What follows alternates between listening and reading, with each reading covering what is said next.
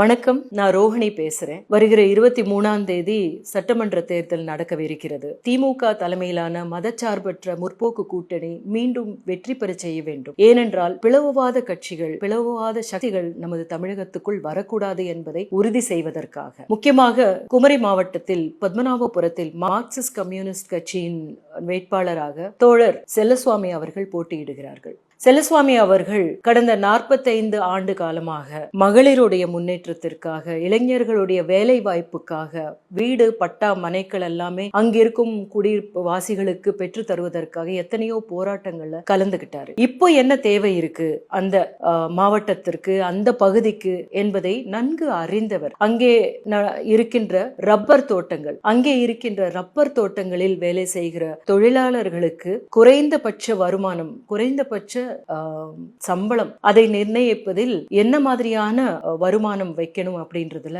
முன்னெடுத்து செய்யக்கூடியவர். அதே நேரத்துல நிறைய முந்திரி ஆலைகளும் மூடப்பட்டு இருக்கிற இந்த காலத்துல அந்த ஆலைகளை மீண்டும் திறக்க வேண்டும் என்பதற்காகவும் அவர் பாடுபடுவார். இதற்காக போராட்டங்களும் நடத்தி இருக்கிறார். இப்படிப்பட்ட எத்தனையோ அந்த மாவட்டத்திற்கு பயன் தரக்கூடிய, முன்னேற்றத்திற்கான வழிவகுக்கக்கூடிய அந்த பகுதிகளினுடைய தேவைகள் என்ன என்று அறிந்திருக்கிற நமது கம்யூனிஸ்ட் கட்சி தோழர்கள் உங்களுக்காக இதுவரை எந்த அதிகாரமும் இல்லாமல் இருந்தாலும் கூட பணி செய்து கொண்டேதான் இருக்கிறார்கள். அவர்கள் கையில் நீங்கள் இப்பொழுது அவரை சட்டமன்ற தேர்தலில் வெற்றி பெற செய்து சட்டமன்றத்திற்கு அனுப்பினால் உங்களுடைய குரலாக, உங்களுடைய தேவைகளுக்கு ஒலிக்கும் குரலாக, சட்டமன்றத்தில் அனைத்தையும் செயல்படுத்தக்கூடிய திட்டங்களை முன்வைக்கக்கூடிய ஒரு நபராக அவர் செயல்படுவார். அரிவாள் சுத்தியல் நட்சத்திரம் சின்னத்தில் வாக்களித்து தோழர் செல்லசுவாமி அவர்களை நீங்கள் வெற்றி பெற செய்ய வேண்டும்.